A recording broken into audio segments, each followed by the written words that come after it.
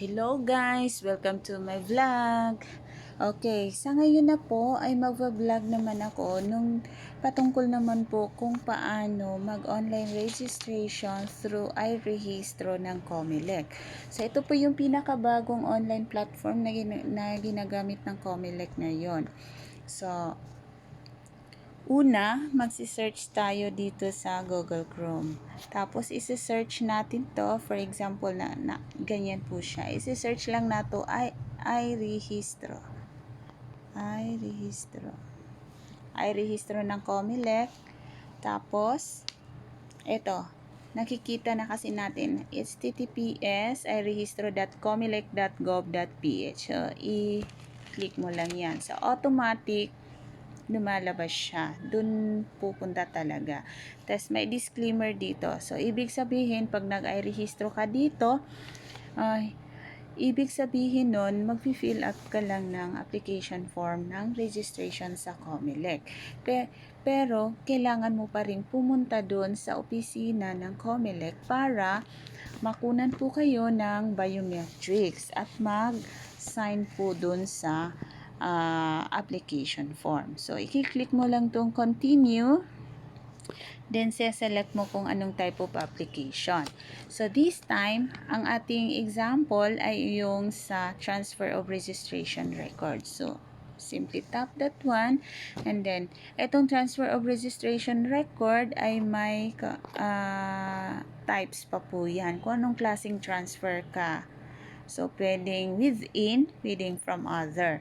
Within means magta-transfer ka lang same province but in other same province, same municipality but in other barangay. In short, magta-transfer ka lang dun sa ibang barangay. Okay. So, kung from other naman, ito yung transfer na magta-transfer ka in other place. Like, from Bohol to Cebu or from Manila to Bohol, ganyan po. Or, the same province pero magta-transfer ka ng municipality. For example, from Caloocan to Marikina. Transfer from other na po yan. Okay. So then, ang example natin ngayon from other municipality.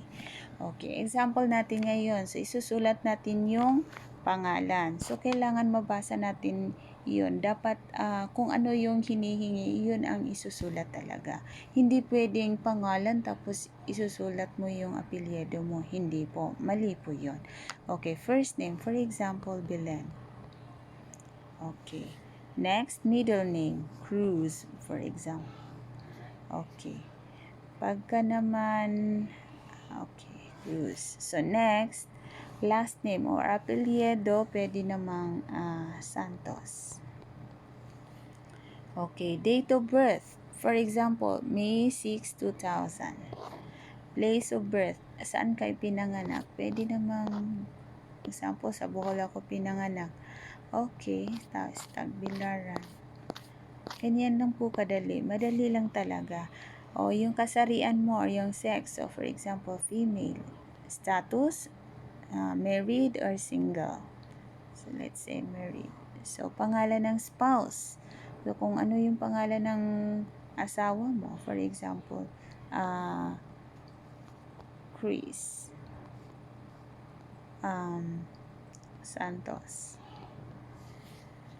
Okay, sa supplementary data naman tayo.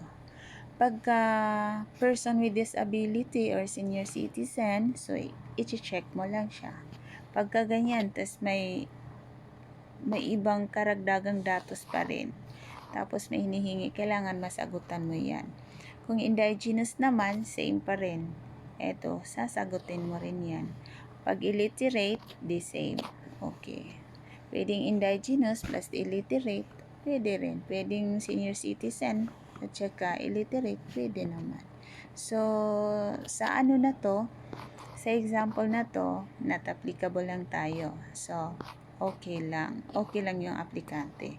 So, citizenship, Filipino of course. Acquisition, so by birth. Kasi, Filipino naman talaga. Okay, province. previous residence. For example, galing ako ng Cebu. Kasi doon ako nagtrabaho at doon na rin ako nagrehistro kasi matagal-tagal ako doon. Sa example, nagrehistro ako doon sa Cebu. So, magta-transfer ako ngayon sa Bohol. So, this is the previous residence. So, hinihingi dito yung previous residence or yung dating tirahan mo. Cebu, for example. So, anong municipality sa Cebu? For example, Cebu City. At saka yung barangay doon, San Nicolas. Okay. Then, yung new residence nyo po, yung bagong tirahan or yung address mo. For example, dito na ako sa Bohol. Umuwi na ako sa amin. Okay. And then, anong lungsod or bayan? Tagbilaran.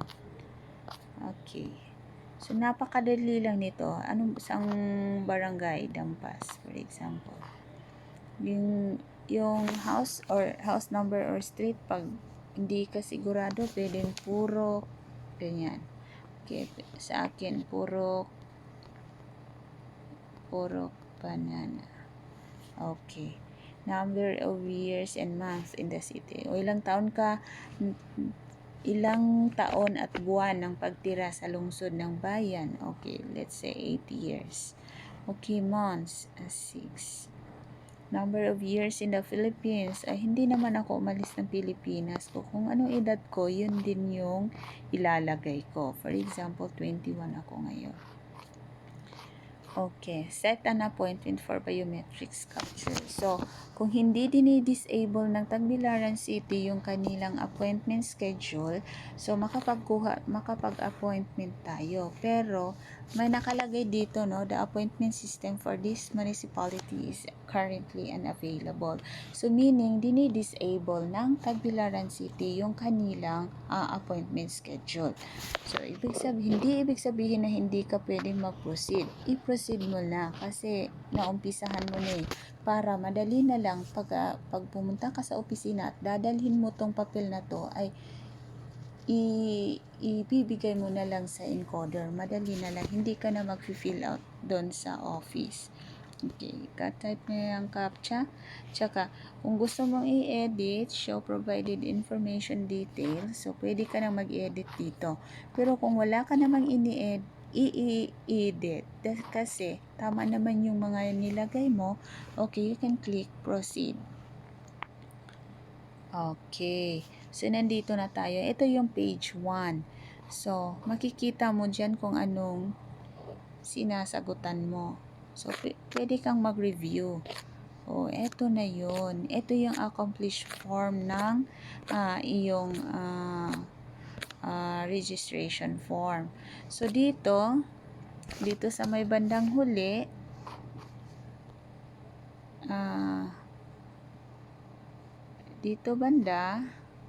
dito,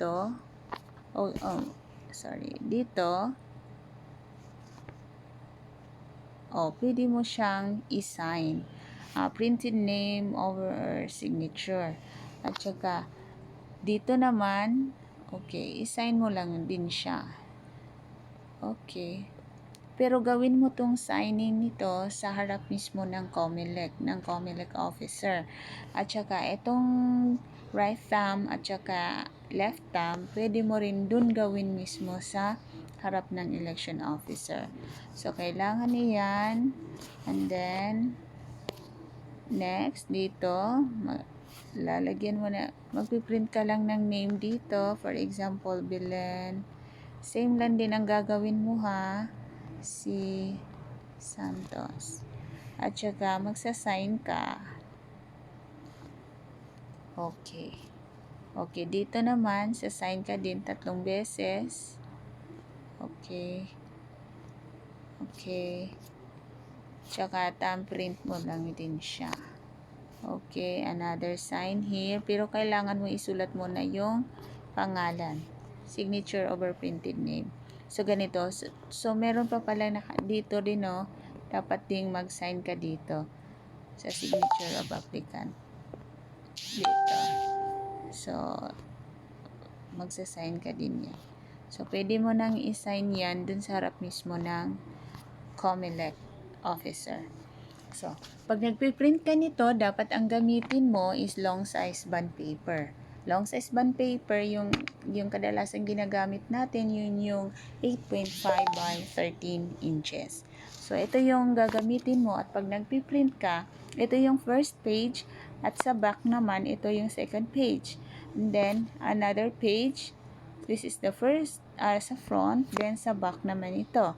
And then, pag the third page, ito yung first page, and then sa back naman ito. So, kailangan back to back siya. Okay. Isunod-sunod mo lang siya. And last, ipiprint mo rin tong QR code. Kasi ito lang yung i-scan ng encoder ng Comelec para mailagay sa system ng Comelec. So, huwag yung kalimutang i-print itong last page ha, in separate paper. Sa long size bond paper din po. At siguraduhin na yung QR code ay malinis na pagka-print. Kailangan malinaw siya para mabasa ng ating scanner. So, pag hindi kasi, pag may konting guhit lang dyan or may konting medyo hindi malinaw, hindi na yun babasahin ng scanner ng Comelec. So, kailangan talaga malinaw ang pagka-print na nitong QR. Kasi ito lang yung i-scan ng Comelec, ng encoder ng Comelec para mailagay sa system nila. So, that's it. Napaka-easy lang. So, bakit kaya hindi natin subukan gamitin yung iRehistro ng online registration? Kasi po, eto, napakadali lang. Hindi mo na kailangan na mag-fill up dun sa office ng Comelec at napakahirap dun, maraming tao. So, dito na lang online, pag may internet ka at may computer at may printer, pwede mo naman siyang i-print. Para pagdating mo dun, ibibigay mo na lang siya sa encoder ng Comelec at mag-aantay ka lang at kukunan ka na lang ng biometrics. So, dapat tandaan ha, kailangan mong i-print lahat ito. At saka, huwag kalimutang magdala ng valid ID to support your registration, your application for registration. For example, pag transfer of registration, kailangan mo magdala ng at least one valid ID. One valid ID means yung government issued ID like postal ID, PWD ID, student's ID, or library card. It can be senior citizen, drivers, SSS, GSIS, PRC, so lahat, or any valid ID, passport, NBI clearance. So ayan. Okay, kung may karagdagang tanong kayo, pwede niyo mag-comment o mag-request para sa susunod na video ko tutorial sa Comelec. Thank you, bye-bye, at huwag niyong kalimutang mag-subscribe para ma-aware kayo kung may bagong video ako. Thank you!